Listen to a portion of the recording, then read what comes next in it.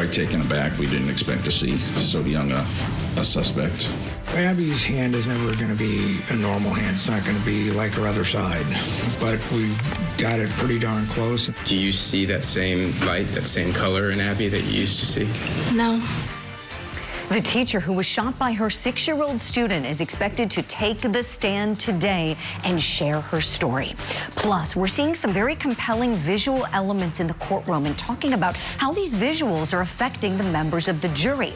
Plus, she was not the person that she was. Abby Zwerner's twin sister details how this horrific event has changed her sister's life. We'll talk about whether the twins' testimony tips the scales of justice. Also, coming up for you this hour, we're going to Massachusetts. Terence Crosbie, convicted of rape. We're counting down to the sentencing of the Irish firefighter. It's all coming up next for you right here on Opening Statements.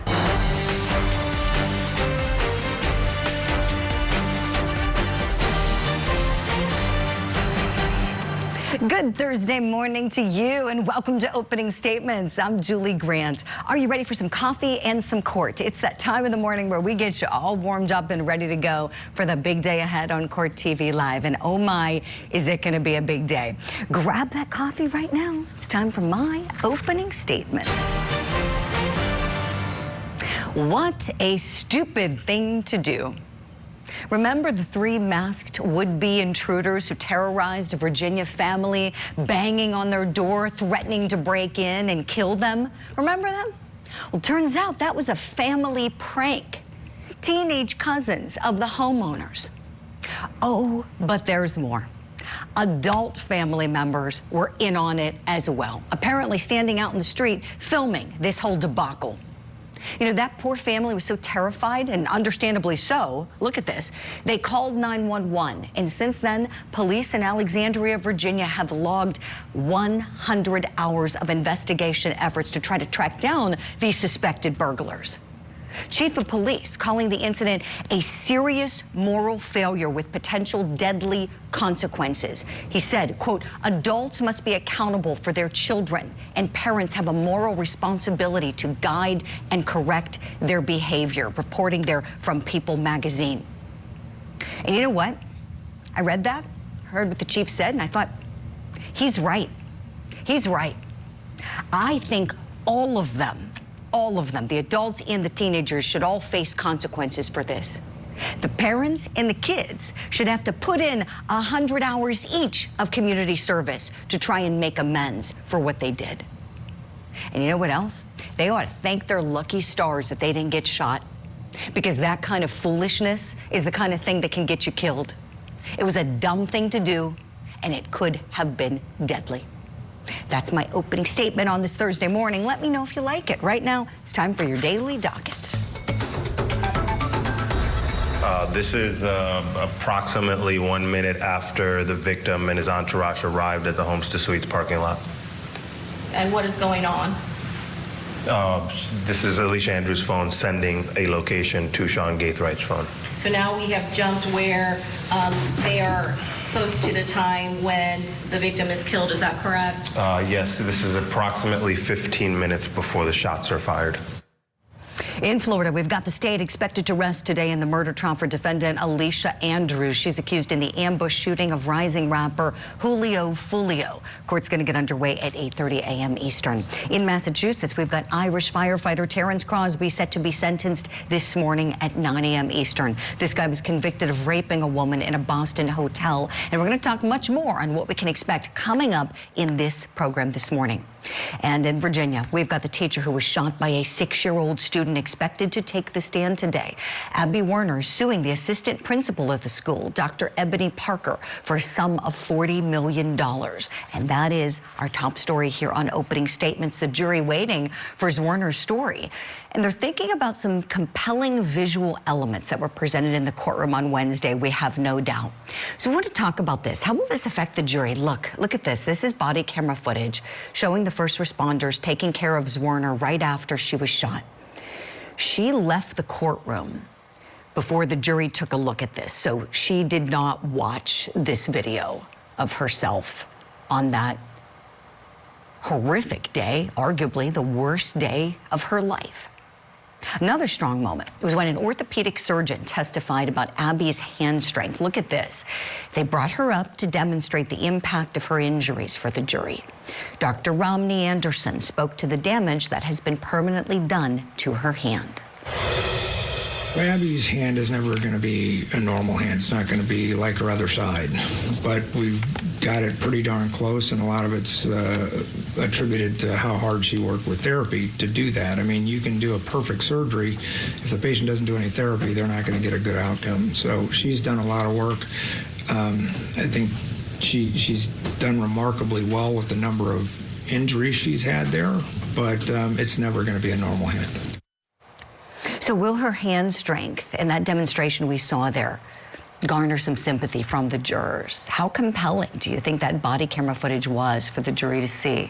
Let's talk about it with our expert guest. Let's bring in jury consultant and human behavior expert Susan Constantine and criminal defense and civil attorney. He's also a celebrity attorney, as we call him, John Phillips. Good morning to you both.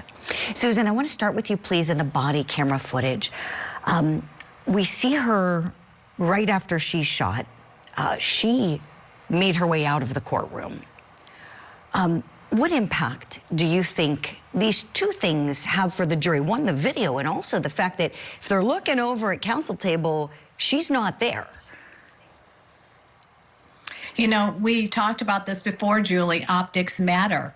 And this is a highly visual but also emotional video, and every juror that's in that room that's seeing this unfold and seeing the triggering, the color of blood and how impactful that is, seeing her on the ground, also her skin turning pale, she's in shock, is going to have a psychophysiological response from those jurors. So keep in mind, jurors are primarily visual and they're also kinesthetic, which is emotional. The two strongest emotional impacts you could possibly have in rendering a really high award verdict. I mean, this is exactly what we look for in a plaintiff case. So it's going to have a huge impact. I don't think you can unsee it. Once it's there, it's imprinted. It's not going away. For sure, Susan. I couldn't agree with you more. Let's look at a clip of that body camera footage together now. How many times was she shot? How many gunshots did you hear? One gunshot, okay. Sorry, ma'am. We're going to get up close and personal with you, okay? Please. You're okay. Got actively bleeding right now. Nothing on the lower. Okay. I'm going to roll you over a little bit, okay? I want to see if you're clean out. Okay. Go ahead and lift your arm a little bit. Okay. I have my mom. Are you in pain anywhere else? Yep.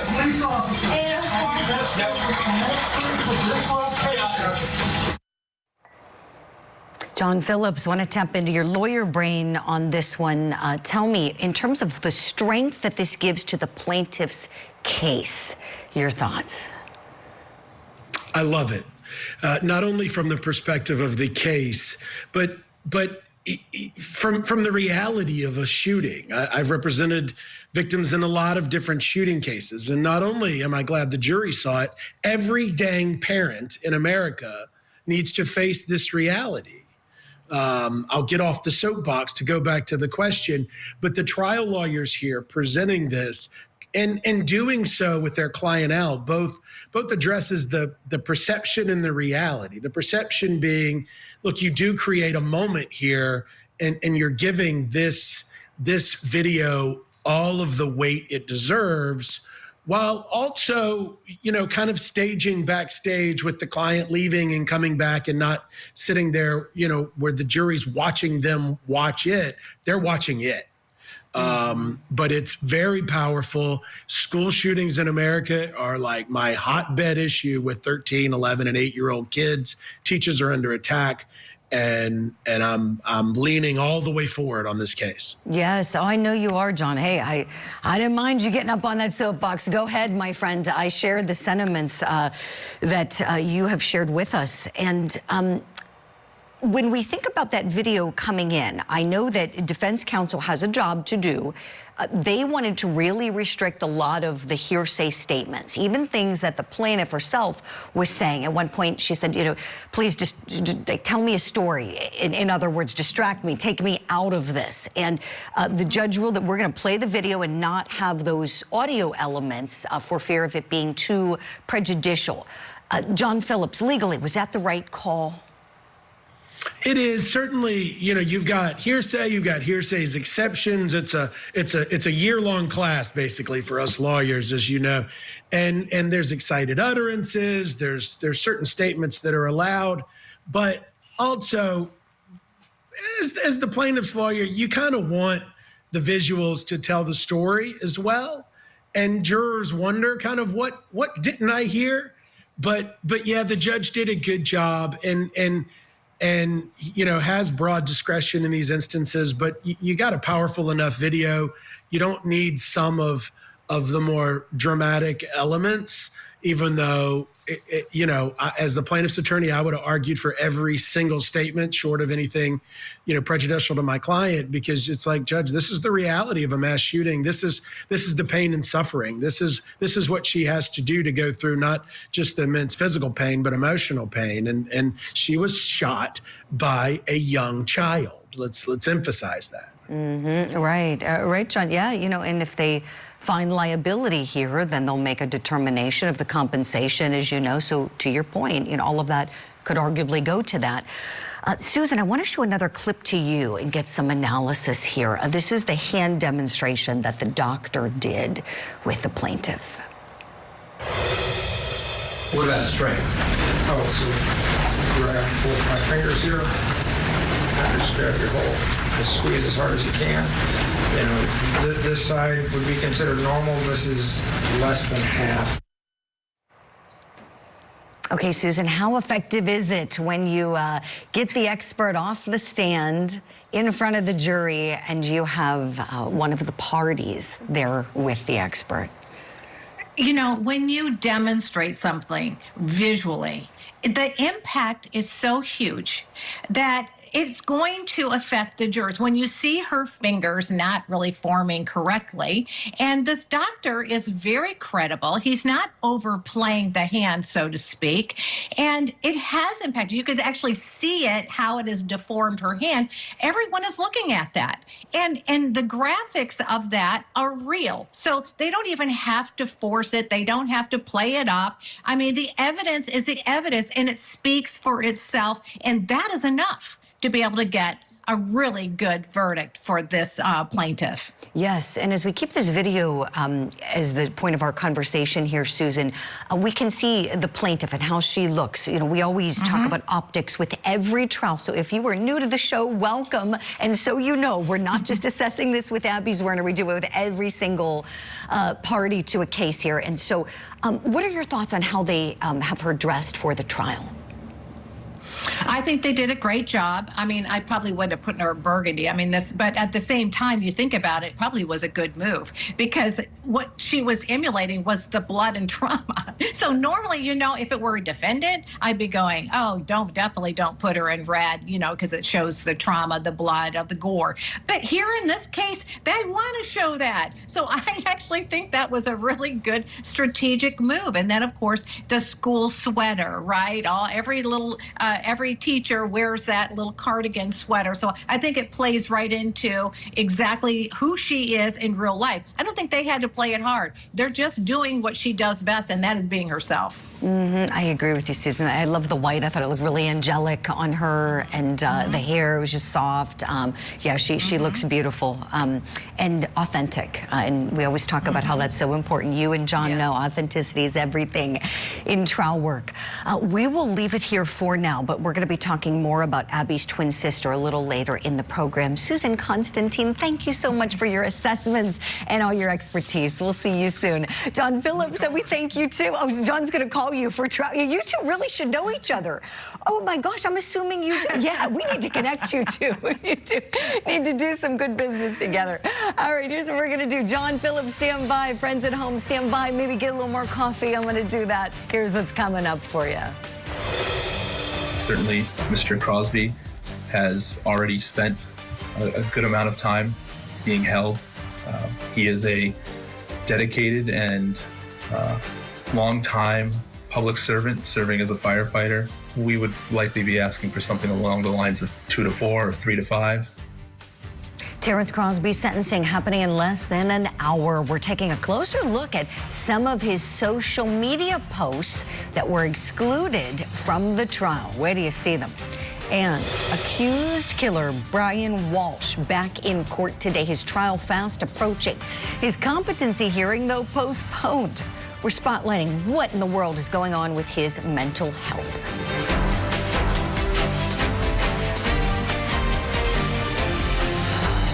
I ended up asking him if he loved me. He said, I don't know. I said, do you love her? He said, I don't know. That set you off?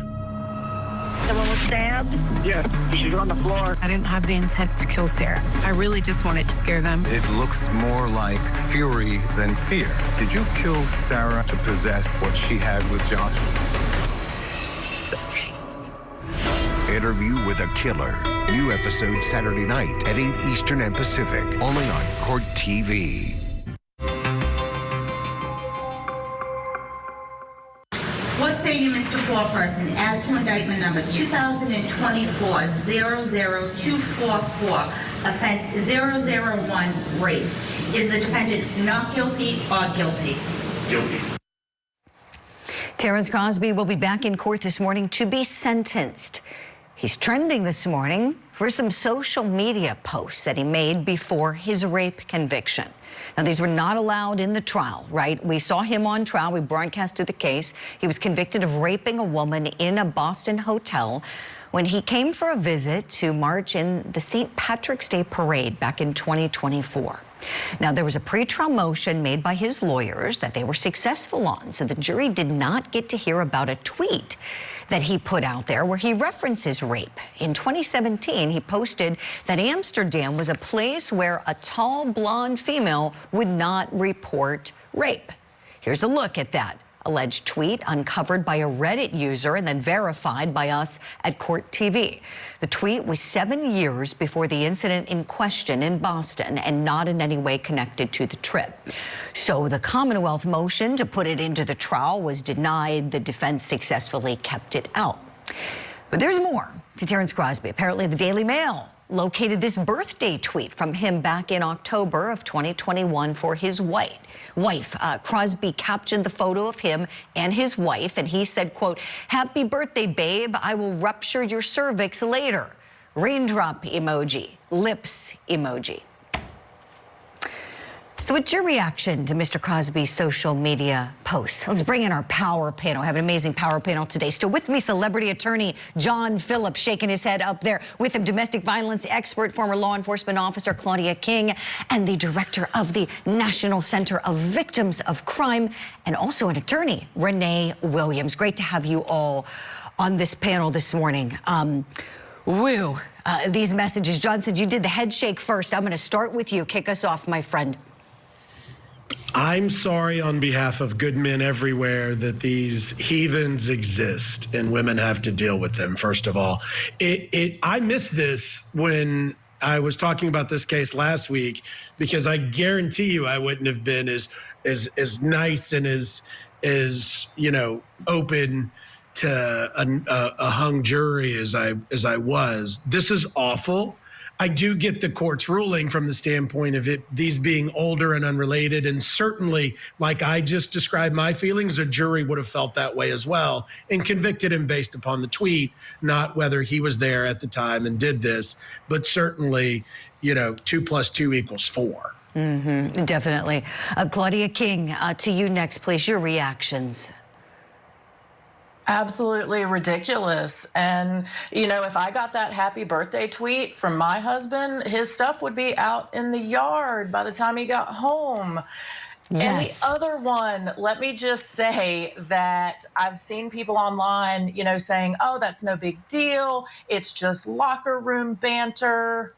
except locker room banter happens in the locker room, not posted for the entire world to see. So it's clear to me that this guy, that's how he feels about women, because he posted it for the whole world to see. That's who he is. And John, we appreciate your apology. Yeah, we sure do. Claudia, thank you for that. Agreed. Renee Williams, last but certainly not least on this power panel, your thoughts, please. I mean, I don't know that I can say anything different than what's been said. I absolutely agree with John. This had no place in the trial, and I definitely think that was the right ruling of the court. But I will note that I think his attitude was on full display for the jury as well, because if you watch his cross-examination by the prosecution, she was asking him about rape, and he said one of his first questions to the police, which she pointed out, was, well, what's your definition of rape? This man, you know, I think he showed who he was. And I think that also bore fruit within the victim's own testimony of what he said. You know, you'll like this. That guy's a loser. He can't give you what I can give. I think there were other ways to get his attitude into the court that didn't involve these tweets. Definitely. Excellent points, Renee. Yeah, who's joking about rape in 2025? I mean, really, like it's disgusting. And I agree. Who says that to their significant other, you know, about murdering their cervix? It's disgusting. And I think we're seeing the real him in those messages. He was lucky those didn't come in, and good on those prosecutors for at least trying.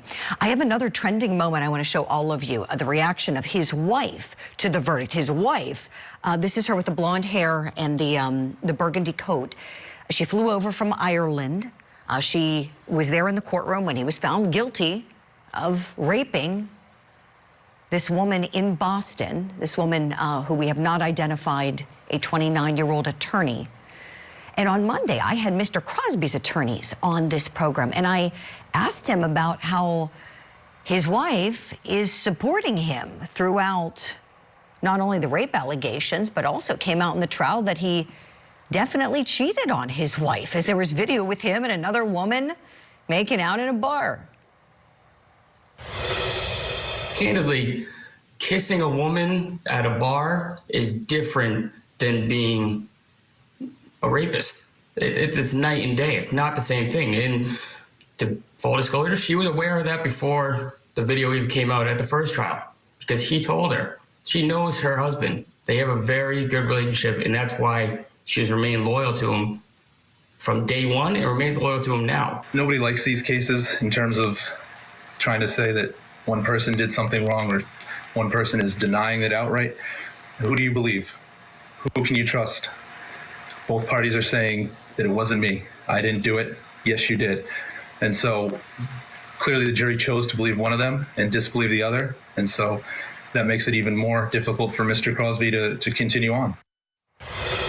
All right, so now we want to get some sentencing predictions for you all. I do not have the benefit of seeing his guidelines, and when his attorneys were on the program, they were vague. I did press them on where they would be going. They said, well, lower end of the guidelines, maximum allowable punishment's 20 years. I said, how low are we talking here? And we've got that clip. Let's look. I imagine that this is going to be seen as perhaps a 5 to 7 on the guidelines in terms of years, that is. We would likely be asking for something along the lines of 2 to 4 or 3 to 5, and that I expect will be in contrast to the government, the Commonwealth, that is, asking for perhaps 7 to 8 or more. Oh yeah, they're going to ask for more than 2 to 4. Renee Williams, would you start off our discussion in terms of what would be most appropriate in terms of a sentence for this rapist? Sure. I think the answer is I don't know. Like you, I don't have the benefit of the guidelines in front of me. But I think more importantly is, what is the victim going to say in her victim impact statement, and what does she want? And what, frankly, is his response going to be? What is he going to say when he has the opportunity to, again, address his guilty verdict? I would not have a problem. There's another famous rape case I'm thinking of, and that's the Kobe Bryant case. And, you know, Kobe's response to the rape once everything was fleshed out was, I apologize. I was in a situation where I believed this. I now understand that was wrong. I now know better, and I will do better. If we saw that from this man, I would also believe a lower term was appropriate, but I think what he has shown us is that he has no remorse, and unless we see that, I would like to see a higher sentencing as well. Yes, I would too, and I love the points you made, Renee. Thank you for all of that. Dovetailing off of the point, when there's no remorse and there's really no mitigation, if he had pleaded and taken responsibility for what he's done, then I could see the judge saying, well, you know what, perhaps a departure from the guidelines may be appropriate here, depending on how we fashion the sentence. Claudia, your thoughts on what may be the thinking of the court here with this guy, when we know he took it to trial, and even still his lawyers came on this show and are still proclaiming his innocence even on Monday. Right, and unfortunately, I don't think that we're going to see that remorse that all of us would love to see. I think that we're going to see more of the same from him if we see/hear anything at all. You know, I would love to see him get the max, but I know that that's not reasonable. I think the judge may have trouble going double digits here, so I'm thinking maybe 7 to 9 to put him just under the double digits. It's still a lengthy sentence, but he gets out at a reasonable age where he could potentially still do good with his life. Definitely. Good points, Claudia. We have to leave this here for now, but we will be going there at our 9 a.m. hour. And I'm getting a time cue with John Phillips. You know, I don't have my glasses on. John, you took 20 years, my man. Yes. We got to go to John Phillips real quick. John, you say max amount? Max amount. I have this handy dandy chart. He's going to have to, you know, face these tweets now. It's got to be double digits. They've got to. This is rape. Right. This is really, really bad and disgusting. And he fled. He fled like a coward, too. Like, Yeah. Yeah, no, he did. Yeah, he jumped on that plane. Good on those officers grabbing him up before he could take off. Wonderful discussion and excellent points from you all, as per usual. Got to say goodbye to our brilliant ladies on the panel, Renee Williams and Claudia King. Thank you both so much. And Renee, if anybody wants some information on the program Victim Connect, best place to go at NCVC? victimconnect.org. We can help anyone who is in a rough situation or is a victim of crime. That's awesome. And then the overall website for NCVC, victimsofcrime.org, you'll see information on our big fundraiser coming up in a couple weeks. Can't wait for the 40th anniversary. Thank you for all you do. We'll see you soon. When we come back, here's what's coming up on Opening Statements. It had become evident that Mr. Walsh was suspecting his wife of having an affair. The oldest child's iPad begins to visit websites concerned how long does it take for a dead body to smell? How long does it take for someone to be missing to be declared dead? Is accused killer Brian Walsh competent to stand trial? We're digging deeper into his mental health as he's back in court today. Plus, emotional testimony from Abby Zwerner's twin sister. Could she tip the scales of justice in the trial?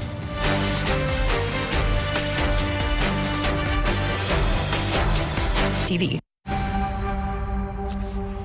This morning, we're shining our spotlight on Massachusetts, where a dad accused of murdering and dismembering his wife is due back in court. The defendant is now before the court charged with murder of his wife, Anna Walsh, as well as disinterring of a body. On January 4th of 2023, Cohasset Police received a call indicating that she was missing. At 4:55 a.m. on January 1st, he searched how long before a body starts to smell. At 5:47 a.m., 10 ways to dispose of a dead body if you really need to. Brian Walsh was supposed to be in court on Monday for a competency hearing, but that was delayed after the hospital said they needed more time to evaluate him. A judge ordered him to undergo that mental health evaluation and spend 20 days in a state hospital to determine his competency after he was stabbed in the Norfolk County Jail. Now, a jury trial is set for mid-November, but what's the likelihood that's going to happen? And what can we expect to happen in court today with his case on the docket? Let's bring in forensic psychiatrist Dr. Carol Lieberman and high-profile criminal defense attorney and former prosecutor Michael J. Brown. Good morning to you both. All right, Dr. Carol, everybody wants to know, is this guy really incompetent? What do you say, please? I say he's crazy like a fox. He is buying time. This all started when his attorneys said that they met with him. Well, the alleged stabbing in his head happened on 9/11 of 2025. And, first of all, I find that very interesting, the date. If, in fact, there is some thought that perhaps he paid the man to attack him or something like that, it would be interesting to pick that date to do it, because that would be when perhaps the staff is doing other things, or there is less staff because it's sort of a holiday, a commemoration. Anyhow, putting that aside for a minute, he was stabbed in the head, and he was taken to the hospital, and he wasn't kept. This wasn't a major impact. And so the only excuse, the only explanation, well, first of all, let me back up. Being incompetent to stand trial, we have to make it clear that it's a distinction from not guilty by reason of insanity. Incompetent to stand trial is how you are at that very moment, and that the trial is happening. And so that would mean that you have to, in order to be competent, you have to understand the charges against you. You have to understand the process, the legal process of the trial. You have to be able to confer, assist in your defense with your attorneys, and to be able to make decisions. So it is possible that this stabbing caused him to have PTSD, for example, in which case he might well be having problems that could interfere with his competency. But it just, given his whole history, he just lies all the time. He lied to the police when they came to meet with him because he reported his wife missing. He lied about the Andy Warhol paintings. This is his MO. So it's hard to believe anything that he's saying. Definitely, Dr. Carroll. Yeah, his pathology is certainly problematic. Michael J. Brown, his trial's coming up. We're on the eve of trial. We've been talking about this case for a long time, as you know. What is the likelihood that everybody's going to be ready to go mid-November? Good morning, Julie. Good morning, Doctor. Yeah, I don't think it's going to happen maybe in November, but it's going to happen. Is it a dilatory tactic? It may be. And remember, Julie, it's important that the defendant always participate in the assistance of his defense and assist the attorneys and has that ability. It's a constitutionally protected right. So that's really important. And I think that's what the prosecution and the court are making sure goes forward, that he is competent, he's able to prepare and assist in his defense. And once that was raised to the court, they want to be cautious because that's a significant issue for appeal when and if he's convicted. So they want to make sure they cross their T's, dot their I's, get the evaluation done by the doctors. And if he's deemed incompetent for the moment, so be it. They'll adjourn the case for 30 days or 60 days. But it's happening. No matter what's going to happen, he's going to get his day in court, no matter what kind of delay there is. And Dr. Carroll hit the nail on the head in the sense of this competency issue is nothing about whether or not he's responsible for the crime. He's going to face the charges. It's just a question of, is he competent to sit at that defense table and help the defense prepare this case? Right. Really good points. Dr. Carroll, let's talk about what a competency evaluation looks like. I'm sure you've done this many times. And as you already pointed out, we're talking about a present day inquiry here and now today. We're not looking backward at the time of the incident. What does that look like when you go to, let's say, a jail to evaluate a prisoner like Brian Walsh? What kind of questions do you ask him? Well, first of all, it usually only takes one session, or it depends upon the person. It could take, if seems like there is a good possibility that they're not competent, then of course you want to spend more time, to be certain of things. But, or either way, actually, the 20 days, it's interesting that the judge gave him 20 days, or the hospital actually asked for 20 days, which is very good because that means they're going to do a very in-depth evaluation.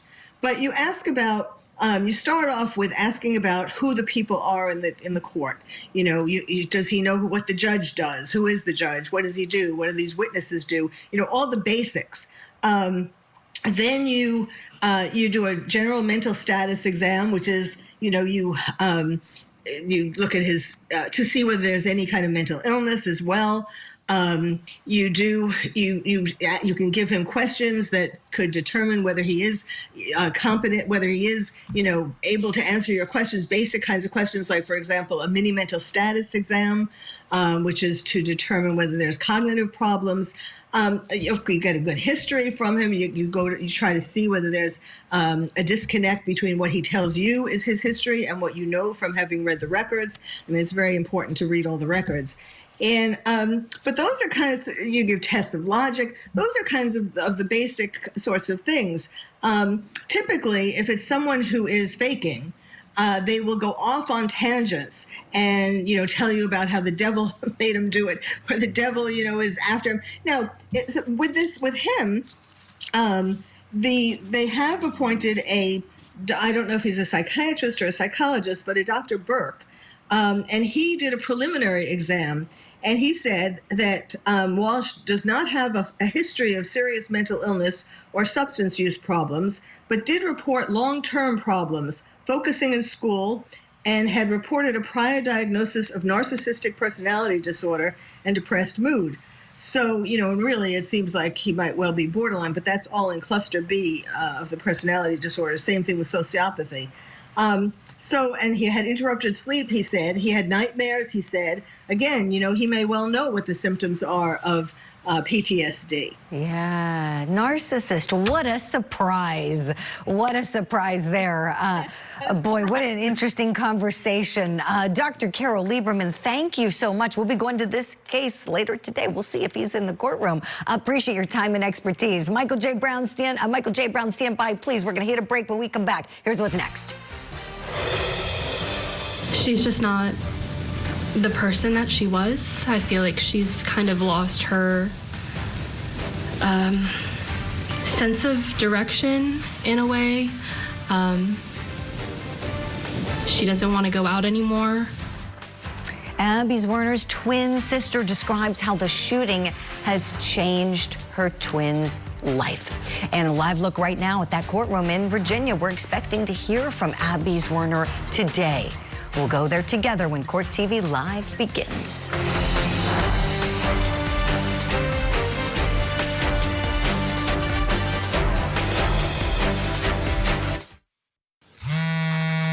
Sunday nights on Court TV. Join us for a night of food, friends, and our favorite legal dramas.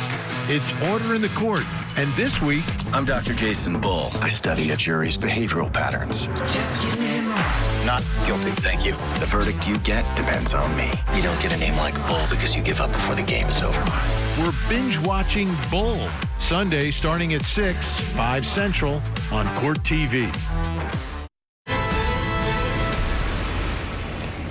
Welcome back. Let's talk about the emotional testimony from a loved one that could be tipping the scales of justice in the trial in Virginia. We're about to take you live there any minute. And on Wednesday, the jury saw body camera footage of Abby Zwerner right after she was shot by her 6-year-old student.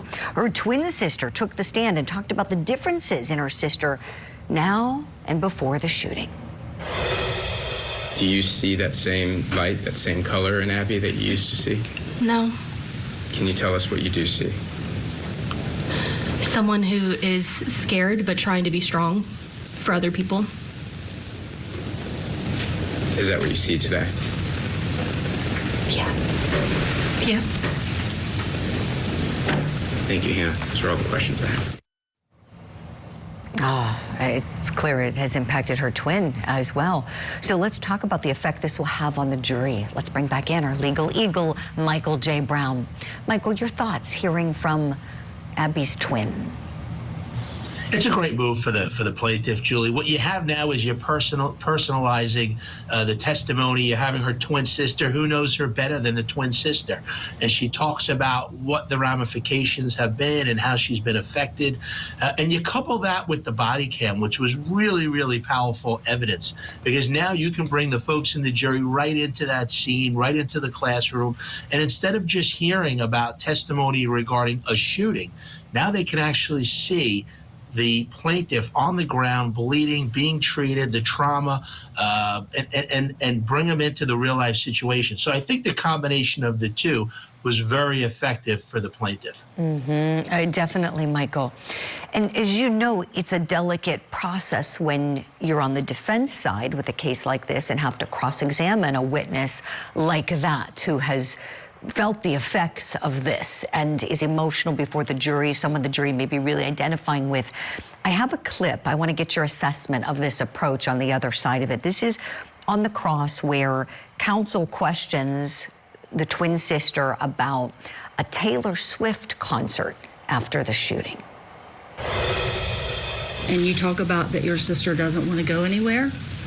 Have you given your sister any gifts of concert tickets? I have. And where was that?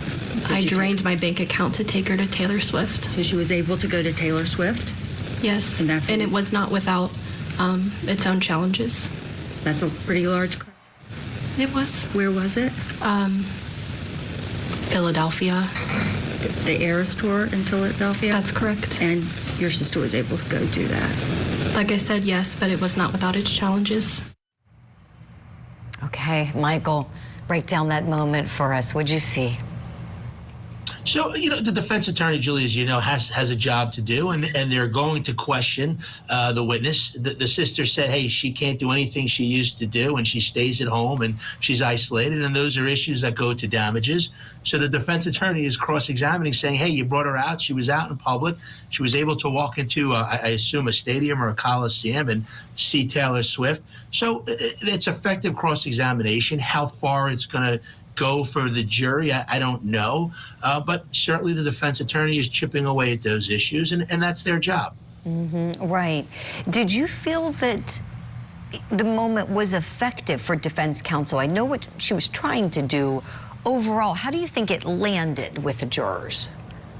I don't think it's going to matter, Julie, because at the end of the day, it's all going to be about liability. It's really, this case is really going to depend on is the principal, and i.e. the school district, responsible or not. And that's what the issue is going to hinge on. I think if liability is found, I think the damages are significant, because here you see the doctor talking about the medical treatment and the injuries, and they had numerous doctors testify, and this young lady suffered such extensive injuries. So whether or not she went to a Taylor Swift concert or not is going to be insignificant, I think, at the end of the day, if they find liability.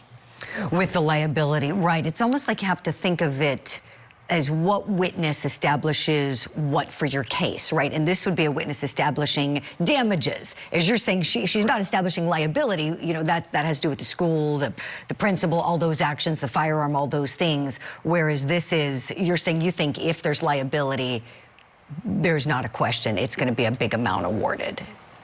Yeah, Julie, again, the doctors testified. There were numerous surgeries. There's such extensive ramifications and residual effects for this young lady. So whether she went to the Taylor Swift concert or not, it doesn't matter. She is scarred physically, internally, mentally for the rest of her life. And if the school is responsible, I think it's going to be a big number. I'm with you. They're looking for $40 million is the number for anyone just joining our coverage. That's what's being sought by the plaintiff. And again, you have to have liability first, as Michael was noting, and then the jury would make a determination of what amount of damages, if any, they would award. And it would be pretty significant. I agree with you, Michael. So today, Abby Zwerner is going to take the stand. This is going to be a huge day. Michael, we just have about 10 seconds left, but if you were her attorney, what would be the one piece of advice, most important of all pieces of advice, you would give to her before getting up there? Just tell your story to the jury. Don't hold back. Be natural, let it flow, and just tell your story to the jury, and I think you'll do just fine. Yeah, that's great advice. Just be yourself. Yeah, just be who you are and say exactly what happened. Tell the truth. Michael J. Brown, we always love having you on this show. Thank you so much. We're going to let you get off to court, win your own cases.